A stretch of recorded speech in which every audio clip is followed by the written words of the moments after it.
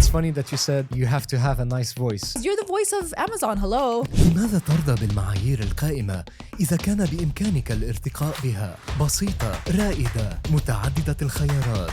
نسبرسو. ماذا بعد؟ Such a creative and intuitive and subconscious aspect of it. Do you have to have this kind of talent? Find your niche, because different voices, you don't need a nice or a golden voice. Other people have voices for characters. I help brands elevate their content through the power of sound. Hi, Joe, and welcome to the Pulp Podcast. Thank you so much for being with us, first of all. Just to introduce everybody to Joe, you are a full-time voiceover actor, as well as you help brands create their own unique voice branding. Tell us a little bit more about how you got into that space, because it's such a niche, industry. And I feel like whoever tells me about voiceover acting or voice acting, I imagine it to be such a like a freelance job or something that you kind of do for fun. But I would never imagine that you actually, like, this is life for you. Yeah. Tell me how you got into it. First of all, thank you, Yasmin, for having me. It's a pleasure and honor to be here on your podcast. It's always a pleasure for me to come and meet and talk to passionate individuals like yourself. So to answer your question, there are multiple phases, if you will. So yes, I do help brands elevate their content through the power of sound. Yeah. So not only voice, we're also talking in terms of music, Okay. in terms of sound design, in terms of a sonic logo as well. Right. So for example, when I sing "Ba-da-pa-pa-pa," Yeah. I'm loving it, what do you think of? McDonald's. There we go. Yeah. That's the power of a sonic identity. Okay. You see? So for me personally, to see that more and more brands are realizing that not only strong visuals will help their content, but also pairing those visuals with a great story Yep. and with a great and unique sound will make their brand memorable, Yeah. recognized, and distinguished Yes. within the competitive market, but also it will build loyalty with their customers and audiences. And recognition, right? Because I mean, Absolutely. recognizing a song, even if you don't know what it is, like right now you said, yeah, obviously McDonald's is so famous, but like, even if you don't know what the brand is, you can still kind of connect it just intuitively, right? Absolutely. It's so crazy, the power of music and sound. Absolutely. You said it. You said it. The power of Yeah. music and sound. And you know, there's a saying that goes like, music is the universal language of mankind. I don't know who said that, so I'm not going to say a Somebody random genius, name. yeah. A genius. And it's absolutely true, because music evokes emotions within us, Yes, right? exactly. And that's very powerful, because we rely on our five senses to perceive the world. 100%. So when you hear a sound and you're like, you're getting triggered. And when I say trigger here, I'm not talking about necessarily a negative emotion. positive, I'm also yeah. talking about like you feel joy, or you feel, you remember a memory, you know, you had as a kid. So music and sound in general is a very powerful tool to evoke many emotions, Right. because it uses the power of your auditory sense, Okay. paired with visuals like a logo or an amazing film. That's your vision. And then because like it evokes emotions, it's also your sense of feeling, you know, Right. you feel stuff. And that really touches people on a subconscious level, if you will. Yeah, but the way you're talking about it is like there's such a creative and intuitive and subconscious aspect of it, and there's such a like scientific part of it. What, like, do you have to have this kind of talent, or do you think that people have to study this kind of like industry to get into it? That's a great question. Okay, for me, that answer might be philosophical, but that's really what I believe in. Yeah, go ahead. If you have a passion for anything, I firmly believe that anybody can achieve anything they set their minds to. So if you have a passion and then you have a plan for it, you plan goals, Yeah. and then based on those goals, milestones to achieve them, and then you put focused action and you keep working towards your goals, then you'll achieve anything you want in life. Of course. So for me, to answer your question, I grew up in a musical family. Okay. I started playing guitar at the age of 8, thanks to my dad. It's funny, actually. We were driving one day, I was 8 years old, and I remember my dad looking at me through the rear view mirror, and he asked me while we were listening to a Pink Floyd song, son, do you want to play guitar? I'm like, yeah, I'd love to, Dad. The next day, my parents bought me my first classical guitar. That's nice. And since then, I never stopped playing. Very supportive parents in that, saying that. Amazing. Absolutely. Yeah. I'm very grateful. So all this to say that with a passion, and then throughout the years, of course, like with school and with my studies, I ended up studying industrial engineering in Canada. Okay. Which has nothing to do with Nothing to do with sound. sound. Absolutely nothing. And instead of 4 years, I took 5 years to complete it. Okay. Because, I was new to Montreal. It was a new city, etc. Yeah. The funny thing is that I believe life throws random surprises at you, but they're not so random, if I'm making sense. Yeah. I know what you mean. It's kind of like there's this piece to the puzzle that you didn't know you needed, and it's there for you to take the leap to the next step. Absolutely. Yeah. The universe throws an opportunity. You get a call from someone you haven't heard in ages, and then, whoa, a new door opens. And it's funny because that's exactly what happened to me. See, in 2012, that was my last year at university, and I was finishing my program, all while working full-time at a place called Recording Arts Canada, RAC. I worked there as an admissions counselor, and part of my job was to educate people who were interested in the program on what they'd be studying. And the program was sound and music recording. Right. Wow. So it was started from there. That's the seed. That was the first seed, absolutely. And what's funny is that at the end of the year, I graduated from university. I got fired from that job. No way. But what'd you do? But listen to that. Like the way I got fired was like very, like it was surprising, you know? And to this day, I'll remember that. My boss at the time, Nick Ketcha, called me into his office and he's like, you know, Joe, I really love the passion you put in your work. And like, I'm very sorry to say that we can't pay your salary anymore. So we have to let you go. I want you to know for sure that it has nothing to do with your performance. Okay. And to prove that to you, I want to offer you a 25% discount on our program, the sound and music recording. To use whenever you want. Yeah, like to invest in it, you know? And it was $15,000 at the time. Wow. And you hadn't thought about like, let me do voiceover, let me get into sound or anything like that? Nothing. Voiceovers at the time was completely unknown to me. Unknown. Yeah, for me, it was the world of music. I wanted to become a famous musician, you know, playing in a band, a rock star, if you will. So when I heard that, of course, I was extremely happy, you know, sound and music recording. Midway through my university degree, I wanted to quit. Okay. Yeah.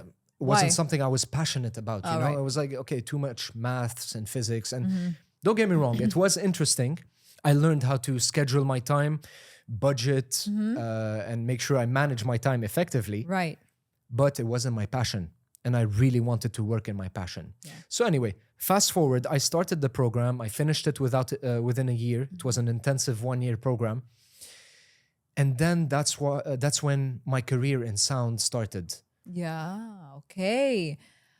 So that's when your career in sound started. And then had you gone into voice acting at the beginning, or did you know what that was first, or did you go into sound engineering first? That's a great question. Yeah. So actually, I started working as a sound engineer.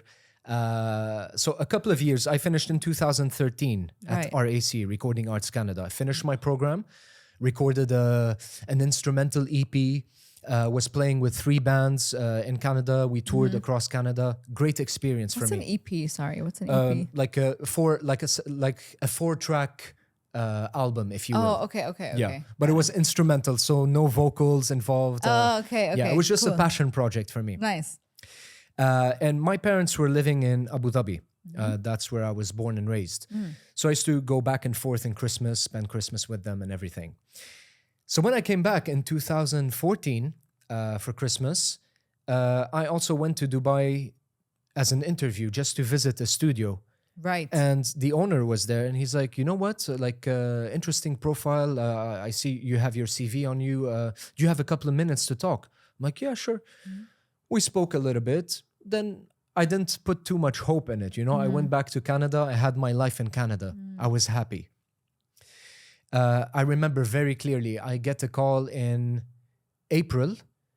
I'm in Canada. I get a call from Dubai. Hey, Joe, we want to hire you. Can you come next month? So wow. that's where everything where- changed for that's me. where it started. Yeah, that's where it started. So within a month, I packed Yeah. everything, came straight to Dubai. And I started, like you said, as a sound engineer first. Okay. And so that was your first job, I guess, here as in the sound industry. But I also want to know how you got into voice acting, because I feel like a lot of people would think of that job and think, wow, what a cool job. How does anybody get into that? Because you need to have a nice voice or have a good voice or need to control your voice in some aspect, right? Did you get how did you get into it? Okay, that's a great question. And it's funny that you said you have to have a nice voice. Yeah. Because that's one of the myths. Really? Yes, I wrote a post on LinkedIn, the 5 myths of the voiceover industry. And having a nice or golden voice is one of the myths. You see, for me, personally, I believe that anyone can be a voiceover talent or a voiceover actor. Okay. Of course, with lots of work, dedication, training, investing in a coach, investing in yourself. And it's a very competitive industry. Okay. Right? Yeah. But when you're determined to do something, when you're passionate and you're determined to do something, I believe nothing stands in your way. 100%. Just do it. I agree. But like, I think because it's such maybe it's because we don't find so much training or we don't see so much marketing for training. How did you know that you could do it? Great question. So part of my main job as a sound engineer when I started in 2015 at Montage TV Productions here in Dubai, my job was basically to record voiceover talent, and I would record 8-9 talents a day sometimes. And I first discovered as well that you can have 12-hour shifts here in Dubai. Yeah. Okay. I was not used to it, you know? In Canada, at 4:58, You're pack like, your... peace out. Yeah, Bye. exactly. Yeah. So anyway, I would pull like 10-hour, 12-hour days sometimes. But I found myself loving it, Yasmin. Yeah. It doesn't feel like work when you love something. Absolutely not.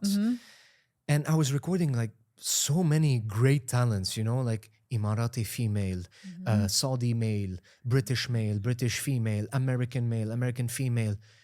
So you were helping them record their own voiceovers for their own brands or for their projects, right? Yes. So basically what I did is I had a producer. Okay. And the producer would say, okay, today the client is this agency. Okay. Or this direct client. And when I say direct client, I mean big brands. You know, we're talking about JA Resorts. Okay. We're talking about Nespresso, etc., etc. This is the client, and here's the voiceover talent. He's gonna record this script in English. It's a 30-seconder. And then we're recording the same ad in Arabic as well with this talent. And I would have a schedule. Okay. You know, 12 to 1, I'm recording a British male.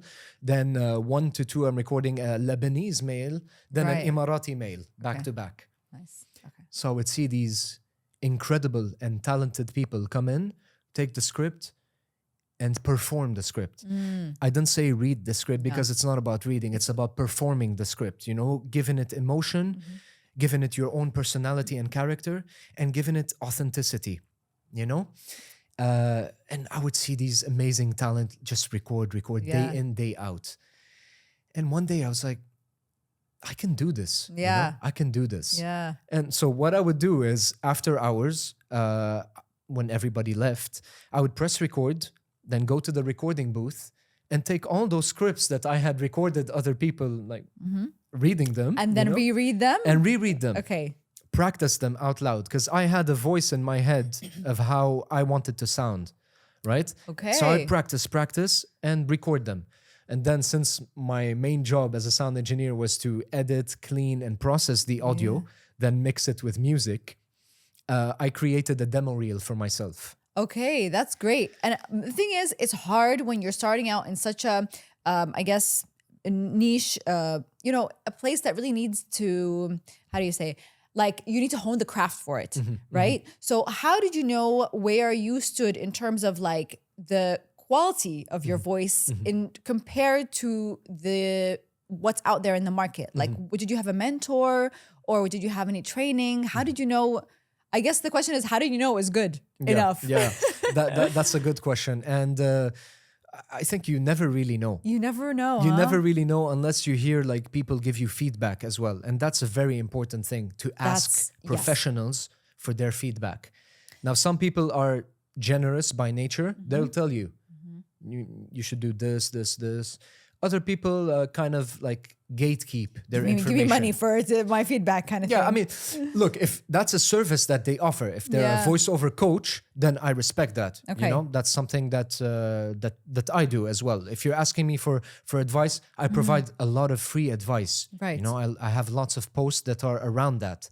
How to get started, the myths, how to treat your room for free, how to Right. treat your room professionally, etc., etc. But some people gatekeep that information. They like to keep it to themselves. But anyway, I was lucky enough to have incredible people around me Yeah. to kind of guide me. Yeah, and That's just a great, I guess, lesson in saying if you don't ask, you don't get. So the Absolutely. fact that you asked and you were like, okay, I'm not gonna be shy about this. I'm gonna tell, ask the professionals, and they gave you the feedback. So that's like a kind of a lesson for everybody out there to really just ask, because there's no harm in it. What's the person gonna think? If what are you scared of? Maybe the max they will say, no, I don't have time to give you yeah, feedback. exactly. And what happens if they say no? Did you die? Like, Did you die? Like, what happened? Like, nothing happened, So I really, really think that's such an important aspect in terms of growing your career, growing yourself, like self-development. So when you were doing the voiceovers, like, how did you then become a professional, like make a living out of this? Was it like a step-by-step in terms of, okay, I'll do bits and pieces here and there, or was it like, okay, I'm gonna take this super seriously and I'm only going to do this? Because there's two different I guess ways to go about it. absolutely, and that's a great question. And for me, it was definitely step by step. Okay. Because I had a full-time job. Yeah. And my mind was taken by my full-time job most of the time. Then you get home, you're tired, etc. But for me, it was definitely step by step. Yeah. So as I mentioned, I had this demo reel that was recorded. I recorded one in French, one in Arabic, and one in English. So this demo reel comprised many different samples. So for example, let's say we're talking about the English demo reel. Okay. I would record a radio ad, which has a specific delivery. I would record a corporate narration, which has another delivery. Then I would record a character voice, for example, Yeah. which has another type of delivery. And then I'd put these all together in one file, blend them with music, Right. and make them as appealing as possible. Okay. Then I'd send it out to all the studios I knew of in the country. So I And just sent it. And you knew how to do those different kinds of voices. So obviously from listening to a lot of the people who came in, you probably knew how to do like a specific radio voice, specific corporate, right? Well, since I saw these professionals do these kind of reads on a regular basis, I was good at imitating and adding my own signature to it. Okay. So it's good to imitate in the beginning if you don't know what you're doing. It's good to imitate, but always add your own touch to it. I completely agree, 100% agree. That's how I feel about presenting. Like when my favorite presenter was Christiana Amanpour. Okay, she's a BBC journalist who's very serious, actually. Okay, and when I first started presenting, I wanted to take on her persona. Like it was, I guess, because she's the one that I had watched, so I was like taking on her. And then I realized it's not me because I am much more like, I guess, not as serious as Christiana Laid Amanpour, back, like a bit yeah. more laid back. So I was like, okay, I take her, I guess, her grace and how she delivers something, but not, I guess, the demeanor. The personality is completely I'm different. so serious. I Yeah, can't or laugh. like this is very factual, like kind of. I'm not like that. So it is like what you said is so important. Like if you don't know where to start, imitation or kind of taking on. I guess looking up to somebody also as a role model for how you want to deliver your voice and your presenting, and then making it your own, right? Okay, tell me what are some of the hardships that you faced when you first started out in the voiceover industry? Great question. So first, obviously, is not getting discouraged. Yeah. Okay, so as I mentioned, I sent my demo reels to all the studios. And at first you don't really hear from people.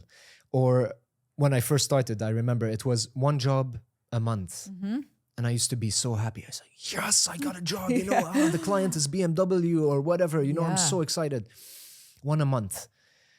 But then as I continued to record multiple scripts, continued to practice, continued to find ways to improve my my tonality or my delivery, my demos kept getting better and better because I also asked for advice, professional advice, and implement these advice.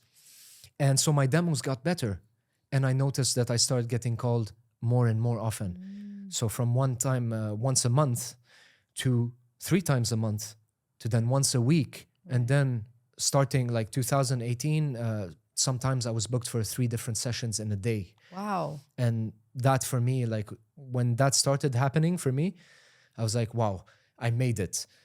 But then I thought deep down, it's like, no, there's always more, you know, there's always more. That's so crazy that, you know, it is really true that when you hone your skills that you do get better and people will start wanting you for that, because it's so easy to make excuses to be like, you know, the industry's saturated. You know, it's too competitive. That's why they're not calling me. Yeah, there's so many people. But then it's like, just take responsibility. Absolutely. Take responsibility and be better. Absolutely. Absolutely. And it's not to say that, okay, those who give up are wrong or right. But I really hear what you're saying, and I absolutely agree with you. It's like, take responsibility. And most importantly, when you're asking people for feedback, don't take it personal if you hear something you don't like. That's a very good piece of advice. Because if you're asking for advice, you better be prepared to listen to it. Some people might say stuff you don't like to hear that trigger you. But then you need to be honest with yourself and say, wait, hold on. Why is it triggering me? Oh, because that person is right. The way I'm delivering this script is not laid back enough. Or maybe it's too serious, you know? That's so interesting. I mean, I'm guilty of doing it too. That's why I'm saying, you know, we're all guilty. Like when we're first starting out doing something, just not taking things personally and just being okay with receiving the feedback is very important, right? Absolutely. And also, you know, like when you invest in yourself by investing in a professional coach, that coach is here to help you ultimately. So whatever they say to you, it's not an attack on your personality. It's something to help you improve because they've been where you want to be. What's your favorite voices to do or voiceover to do? In terms of projects? Yes, in terms of project, in terms of like, I guess, voice type, like, you know, whether it's radio or corporate or reading, you know, audio reading. Audiobooks. Like, give us a little example, can you? Like, just Absolutely. tell us, because you're the voice of Amazon, hello, and the voice of Nespresso. Very thankful for these. We need to hear. Absolutely. So, okay, speaking of Amazon and Nespresso, let us start with Amazon in English, for example. Okay. So, since this is a radio spot, it requires an announcer voice. Okay, so here we go. Amazon's Ramadan sale from the 15th of April to the 25th of March. Get free and fast delivery, the best deals, and so much more. Amazon's Ramadan sale from the 31st. Amazon's Ramadan sale from April 15th to the 21st of March. Download the Amazon app and enjoy shopping. Terms and conditions apply. Wow, like you completely changed in that, like those 20 seconds. In terms of tonality. Yeah, like it was a performance. Like it's a completely different performance. It absolutely is. Imagine I spoke to you like that all day, Yasmin. You'd be like, wow, who's that weirdo? I'm like, whoa. Too intense. That's too much. But that's so cool how you can just, you know, switch it up. It's with practice, obviously. Multiple scripts allow throughout the years, you know. For Nespresso, for example, I'll give you an example of Nespresso in Arabic. That's one of my favorite things to read. It's about the Virtuo Pop, a new design they have. Sign up for Nespresso.ae. Get it now. Get it now on Amazon. Nespresso, sponsor this. Amazon sponsored this too. So here's an Arabic read for Nespresso, and that's very different, you'll notice. Okay. لماذا ترضى بالمعايير القائمة إذا كان بإمكانك الارتقاء بها؟ بسيطة رائدة متعددة الخيارات. نسبرسو فيرتشوال بوب صممت لترتقي بالمعايير. نسبرسو ماذا بعد؟ So you That's see, very cool. the delivery is completely different It's from very the Amazon different. one. By the way, the Arabic is much more nuanced. Like there is way more up and I don't know how to say. Yes, inflections. Inflections. Absolutely. And Way different more intonations. inflections and very it's so different. But it's now I don't know. That's very cool. Because I have, technically in the script, I have more time to deliver that nuance in intonations and Yes. inflections. Yes. And it's a video that's mixed with an emotional music or a cool music, and I have to match the tone of the music with my voice as well.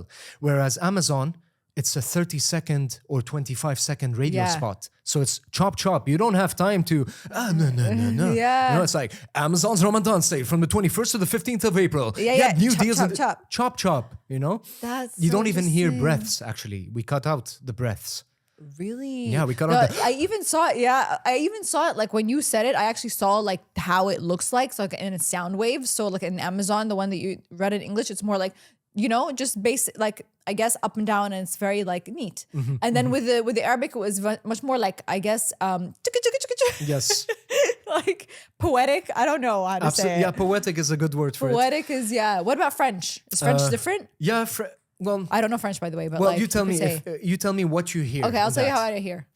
So this one was for Fly Dubai back in 2016, I think. Appréciez des vols quotidiens de Kinshasa à Dubaï avec Fly Dubai et profitez d'une expérience de voyage incroyable. Wow, it's much fancier.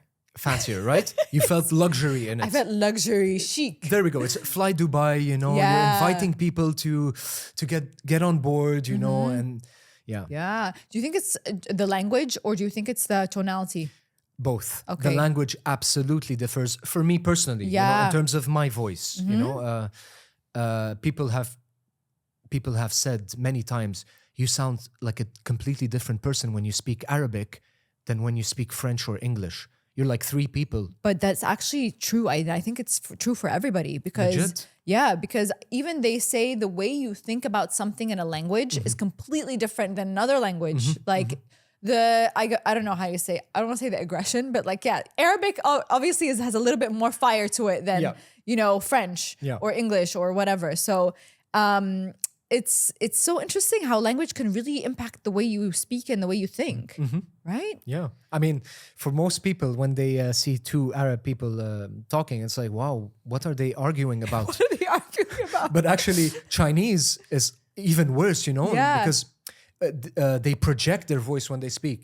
You know, Okay. it's like really loud. So you think they're arguing, but they're just talking about the weather. Oh, it's beautiful weather. Yeah. Yeah, You know what I it's mean? Like, very like it's very like out there, like I don't know how to say boastful. Like, yeah. let's talk about the industry a little bit. For somebody who wants to get started in this, like I know you give a lot of great advice on your personal Instagram and your LinkedIn, but just for somebody who's listening right now, if they want to get into voiceover acting, what would you tell them? Can they start, and how can they start training? Do they need a coach? That's a great question. So first of all, before thinking if you want to start in this industry or not, are you passionate about it? Okay. Is there a fire inside you burning, for you to want to have that as a career, Yeah. even part-time? Do you have that passion? That's number one. Number two, I would say, is practice. Practice. Get on the internet, chat GPT. Yeah. Type, write a medical explainer script and practice a variety of scripts. Okay. Practice a radio script, practice a medical explainer, practice a corporate narration, practice an audiobook, I and like find what you're good at. Okay. Find your niche, because different voices, as we were saying earlier, you don't need a nice or a golden voice. Yeah. You know, we are blessed with a unique voice, and it's up to us to find what our unique voice is and what we're capable of doing with it.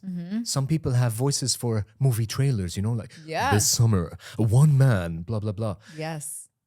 Other people have voices for characters, right? They can really, Cartoons. cartoons, absolutely. They can 100%. portray cartoon characters like perfectly. Yeah. Hank Azaria, do you know that Oh actor? my God, Hage is the best. And he does so many voices, and you don't even know like which voice is which. Or the guy who does the Family Guy, Seth Meyers? Seth Meyers. Yes. Is it Seth Meyers? Yeah, I forgot his Yes, last name. MacFarlane? Yeah, Seth Seth MacFarlane. Yes, MacFarlane. yes. Oh my goodness, Yeah, he does he's so in many Shrek. voices. He's in Shrek too. Is he? Yeah. So he does like Ted and 'cause I Ted watched as well. Ted. Yeah. I don't know if Shrek actually. Ted 100%. Ted's Yeah. Family Guy voices. He's just.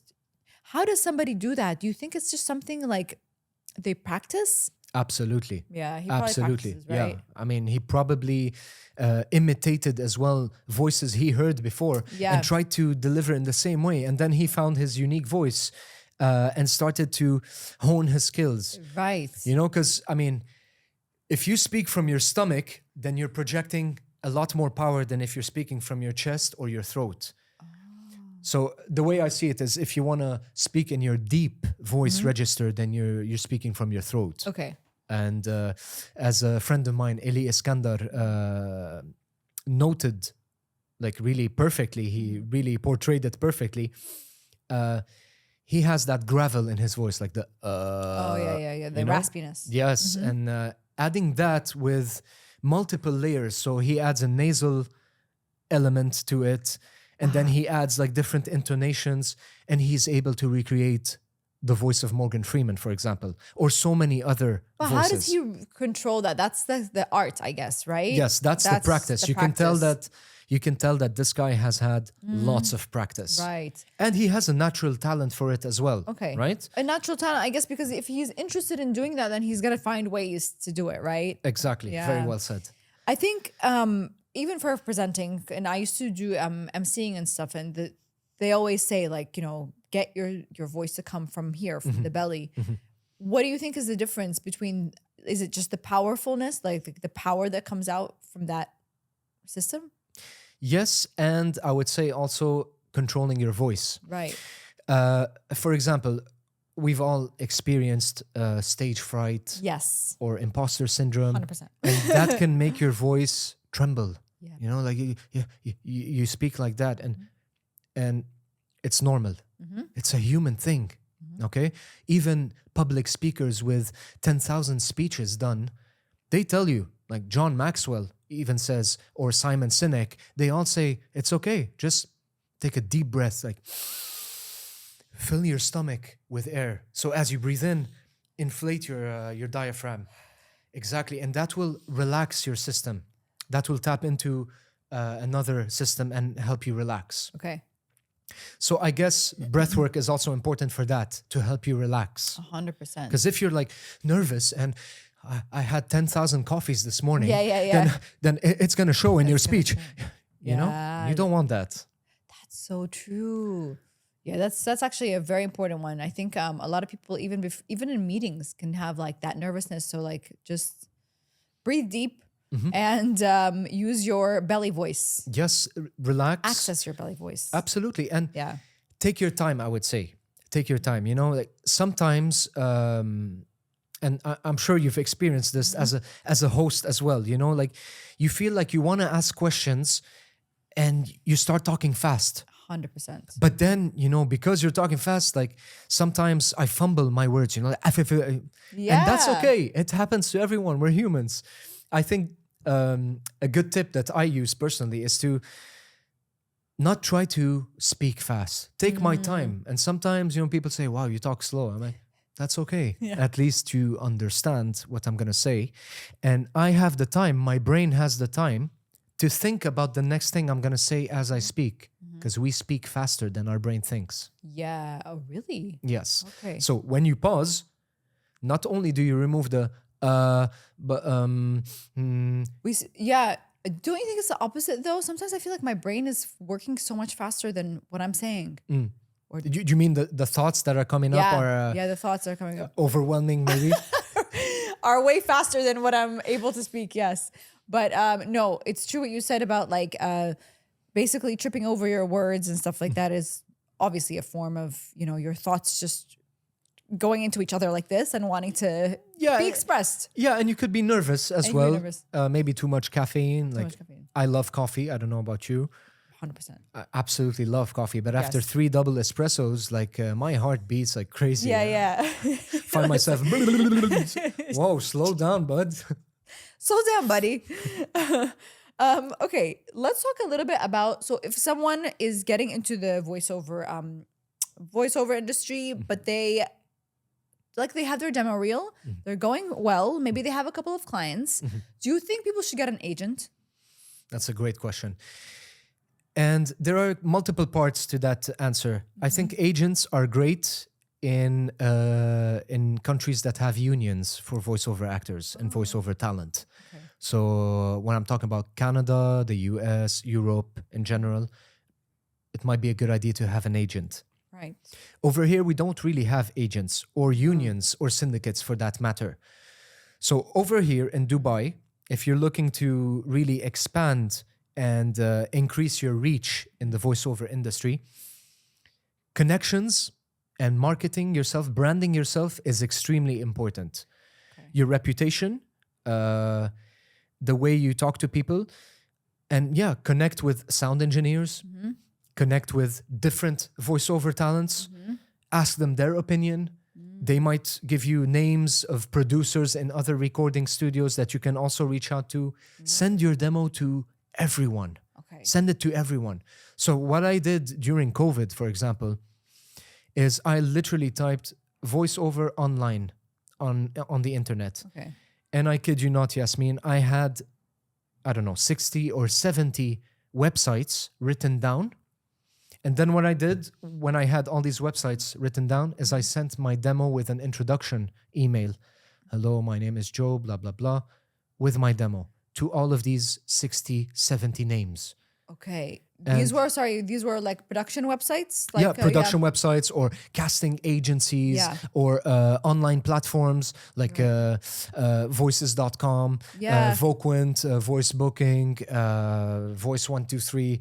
I'm sure I'm missing tons of them, but but just send them. Send your voice. You know, what's the worst that can happen? You said it earlier. 100%. You get a no or you get no answer.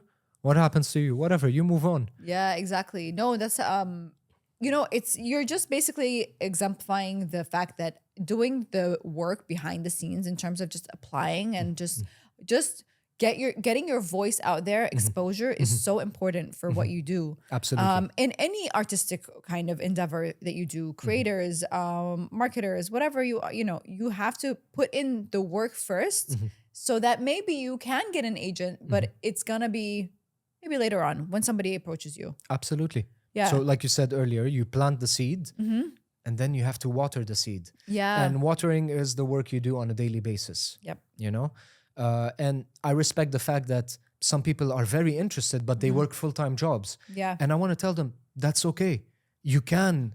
20 minutes a day, 30 minutes a day will make a difference. Yes. That 30 minutes of practice, 4 times a week, 3 times a week, whatever you can, just practice, read different scripts. If you find a voiceover coach and you're ready to invest, do it. Okay. You know, do it. Invest in yourself. Right. You will be thanking yourself. Sure, Yeah. it's money up front, but at the end, when you do get the results that you're looking for, you'll be happy that you did this for yourself. Nice. Yes. Do you coach people now? I do. Yeah. I do. I have a couple of coaching clients, and it's really empowering for me, and it's really amazing to see different levels. Yeah. So some are starting from scratch, some already have demos and are already securing clients, and some are professionals and they do this for a living, among other things. So for me to see that variety and to see where everyone is in life, it's inspiring, you know? Yeah. It's inspiring. People of all ages, someone in their 50s, you know, I coach someone in their 50s. And for me, it's really inspiring what they're doing. That's awesome because you really get to see like them starting and then succeeding and like a kind of the full circle moment. And it brings me so much satisfaction to see people around me succeed. That's great. Helping people. That's number one, I guess, like if you're just feeling fulfilled and especially the thing that you love to do. But I actually also just wanted to ask you about the term that you coined, which is like audiopreneur.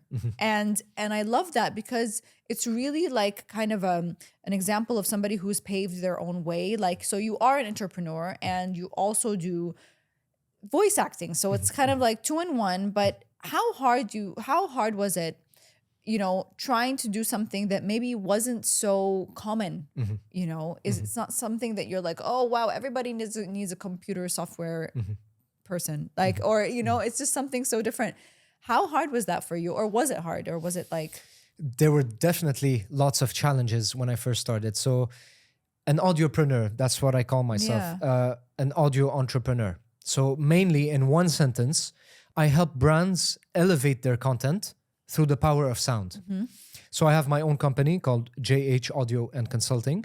And the services we offer are sonic branding, music composition, original music, sound design, and voiceover casting and recording in any language. Okay, nice. So voiceover is a part of my business, and I also happen to do voiceovers on the side. So having all these different services, plus being a musician and playing gigs, I guess that's how I came up with the term audiopreneur. Yeah. That's how I thought of That's it. It's great. like, yeah, all the work I do is in audio. All the work I do is audio related. And it's funny because I want to go back to Recording Arts Canada. Yeah. The goal of Recording Arts Canada, and one of the catchphrases for new students, was that we teach new students, we give them a tool belt, you know, like construction workers have tool belts, Yeah. a tool belt for the audio industry. Oh, wow. So whether you want to work as a radio presenter, whether you want to be a sound engineer, whether you want to record sound live, like doing Foley recording, composing music. What's the tool belt? What's inside the tool belt? So basically all these different elements and all these different skills that you need Okay. to, if you want to branch out in a specific tool, Right. let's say. So not right? not a physical tool belt, like No, more of a skill metaphorical. tool belt. Skill tool. Yeah, Yeah. a Got it. metaphorical tool belt Yes. with skills for the audio industry. Okay. So that when you decide to branch, to choose a branch, like, okay, I want to be a documentary music composer, for example, then you have the basic knowledge and tools to start your career in that path. Right. Or whether you want to work in live events as a audio engineer for live events, that's a completely different ball game. Right. You see? 100%. So that's where I got the term audiopreneur. You know, I'm an entrepreneur in audio. In audio. Okay. So to go back to your question, Yasmin, about challenges, and I guess most challenges I face are the most common challenges entrepreneurs face in general. The first thing is managing your time, managing your budget, finances and everything. Because if you don't manage your time, you know what happens, right? If you're not doing the right things for your business, the right things for yourself, for your marketing, then 5 years down the line, if you're not doing the right things, you'll get somewhere. Yeah, exactly. And you have to be self-motivated in that. There's nobody there watching you to be like, hey, come on, you have to go to Exactly. work. Like, it's just you. Exactly. It's your life. Exactly. Which is hard. It is. Some people are very, very organized, but like, I understand, like sometimes you need a push, and that push has to come from you. Absolutely. Yeah. Absolutely. There's something that Earl Nightingale used to say, a ship with no sail will crash somewhere in the ocean. Okay. But if you set the sail, then the water with the sail will take you in the direction that you want to go. Okay. And throughout time, of course, you adjust the sail, you know. Let's say 2 years down the line, I find myself doing more documentary work in voiceover, but I want to do more radio work. So what do I need to do? Adjust what I'm doing, record more radio scripts, send them to studios, etc. 100%. Am I making sense? Yes, I understand. I think that's so true.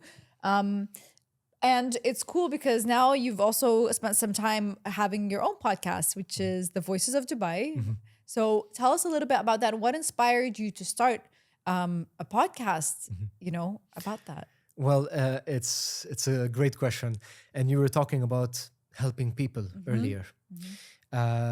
So you know my girlfriend, she her Sophie. work. Yes, shout out to Sophie. Her work, I always noticed, is very inspiring. You know, she built an amazing community and she inspires people. Yep. And that work, that satisfying work, you know, from helping people was missing in my line of work. Sure, I've recorded for some of the biggest brands in the globe and in the UAE, GCC. But at the end of the day, I'm not really helping someone in their lives, right? Yeah. So I felt that that was missing from my life and I wanted to do something to help people or to inspire people. Yes. And that's where the idea for the Voices of Dubai came. I wanted to share stories from all the voiceover professionals that I had the luck to work with Yeah. and have them share their stories of how they started, what are the challenges that they went through, how did they overcome their challenges, and share it with the world. Because I firmly believe that anybody with the right with passion, number one, with the right guidance and with dedication can achieve anything they want in life. 100%. And you know, the funny thing is, I didn't know there were so many people in the industry before you started interviewing. So that's also like kind of like new information, right? Yeah. So that's very cool. What do you think so far when you've interviewed all these people? Have there been any like common patterns of habits that they do? Sure. What is something that they do to really nurture their craft? Okay, number one, they're all passionate. Okay. That's the number one thing that I notice in all of them. They're so passionate about what they do. They're so passionate about lending their voice to a specific brand. Right. That's number one. Number two, they're all professionals in the sense that they've all practiced and refined their craft over the years, Right. and they keep progressing. Rarely do I see someone who says, oh, okay, now I reached it. I reached the point. I'm a professional voiceover talent and I have this ego. Yeah. Some do. I firmly believe that the ones that keep their ego aside and have this attitude of always learning and improving are the ones that are really successful in this business. 100%. Wow, that's good. That's really nice to hear because I guess you can see everything because you've been speaking to people for now. You've done your podcast as 20 episodes, right? Oh, Yeah, I mean, not released yet. Not released Yeah. yet. We're not allowed to say. No, it's okay. It's okay. Okay. It's okay. We have, our 7th episode just came out yesterday at 3 p.m. Okay. Check it out on the Voices of Dubai. Yeah. So yeah, I mean, the comments I started getting from the community, the voiceover community, but also people who are interested. Wow, this is amazing. Wow, so inspiring. What an amazing community. Wow. That sense of community, That's- honestly, it really made me feel great inside. It's very heartwarming. I'm It sure. really is. It really is. And especially considering the fact that this podcast is it's a passion project, you know? It's funded by myself. I don't have any sponsorships yet. Yeah. Wink, wink, Amazon. No sponsorships yet. So for me to see that return on investment, like I'm not making any money from it, Yeah. but the return is an intangible return. Okay. The return in this case is a community, appreciation, value, giving value to people, and seeing people, you know, find insights, find inspiration in the content, and, you know, being inspired to continue what they're doing, or, you know, to believe that they can do something and they put their minds to it. Yep. And it's funny because when I first started the Voices of Dubai, I was about to focus only on the voiceover industry. But as I finished my 4th episode, I started thinking, wait, hold on a second. This is not just about the voiceover industry. No. Everybody has a voice Yeah. and everybody has a story to share, you know? And so now it became larger than it first started. Okay. Now the idea is to share inspiring stories from inspiring people, you know, Yeah. in any industry. They don't have to be in the voiceover industry. They don't have to be Yeah, in the voiceover yeah. industry. So let's say someone in Or finance, it's- Yeah. Okay. someone in business, a thought leader, Yeah, you know, right. an executive coach. I love that. Yeah. You know, No, so it's very cool. Yeah, Honestly, it's awesome. I love what you're doing. Thank you. Keep doing it. You're doing amazing. Thank you. From everything that I've seen, and thank you so much for sharing and being generous with the information that you're giving us, because I think this will really help a lot of people. So thank you so much. My pleasure, Yasmin. And can we get a sign off in your radio voice for the Pulp podcast? Thank you for watching. Absolutely. Do you have a tagline? No, I usually just say, hey guys, just what do I usually say? If you like this video, comment, share, and subscribe. Follow the Pulp podcast. Okay, Yasmin Mustafa. Yeah. You are now listening to the Pulp podcast with Yasmin Mustafa. If you like this content, subscribe, share, and follow for more. And don't forget, also tune into The Voices of Dubai. Empowering voices, inspiring hearts. Awesome. Thank you so much. My pleasure, That Yasmin. was very cool.